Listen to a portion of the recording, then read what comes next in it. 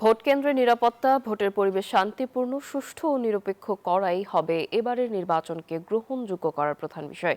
সরকারের একাধিক উপদেষ্টা নিউজ 24-কে জানান, এটি নির্ভর করছে নির্বাচন কমিশন কতটা আস্থার অবস্থা তৈরি করতে পারে তার উপর।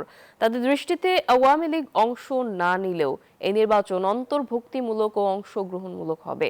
শাহনাজ ইয়াসমিনের রিপোর্টে বিস্তারিত। বাংলাদেশে পরপর তিনটি বিতর্কিত নির্বাচনের মধ্যে 2014 আর 2024 সালে বিএনপি ও জামায়াত অংশ না নেয় একতরফা নির্বাচন হয়েছে। আর 18 সালের নির্বাচনকে বলা হয় রাতের ভোট। ত্রয়োদশ জাতীয় সংসদ নির্বাচনের ভোটের মাঠে এবার লড়ছে 51টি রাজনৈতিক দল।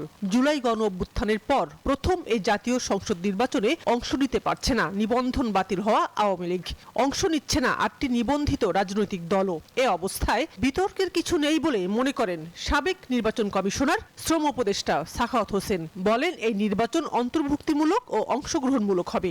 গত নির্বাচনে দুইটা বড় দলই পার্টিসিপেট করতে দেয়নি, শুধু দুইটা বড় দল না, আরো অনেক ছোট ছোট দলকে পার্টিসিপেট করতে দেয়নি। এখন তো বড় দুইটাই দল পার্টিসিপেট করছে, আরো কত কত 60টা না 70টা দল পার্টিসিপেট করছে।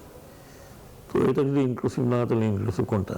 রিয়ালিটিটা হলো যে আওয়ামী লীগকে এখন আনা যাবে না, মানে কেউ রাজি হবে না।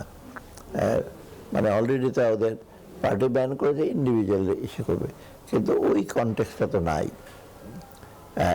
এখন লোকজন বেশিরভাগই যাক যে আমার নাই করে এই 15 বছর ওদের যা দেখেছি খুব ভালো জিনিস দেখে নেই। তো যদিও নির্বাচনের আগের এই পরিবেশকে স্বাভাবিক বলছেন না সরকারের উপদেষ্টারা। আইন শৃঙ্খলা পরিস্থিতি নিয়ন্ত্রণে নির্বাচন কমিশনের কঠোর হওয়ার পক্ষে তারা। বাড়াতে হবে ভোটার উপস্থিতি। এটা ভয় পাওয়ার মতো কোনো ব্যাপার ঘটে নাই, কারণ সবচেয়ে ভালো দিকটা হচ্ছে বর্তমানে দুইটা প্রধান দল কাজ করছে। তো তারা যখন নির্বাচনমুখী হয় এবং এটা জানে যে নির্বাচন ছাড়া তারা তো ক্ষমতা যেতে পারবে না। এই মুহূর্তে ইলেকশন কমিশন ছাড়া এগুলো কেউ নিরসন করতে পারবে না। ল অ্যান্ড অর্ডার সিচুয়েশন এখন যেরকম আছে, এর চেয়ে খারাপ হতে পারত, আমি যেটা মনে করি।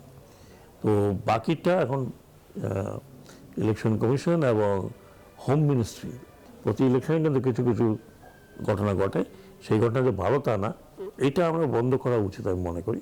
যদি ভোটারের টার্ন আউটটা ভালো হয়, ডেফিনেটলি তখন that will be plus point.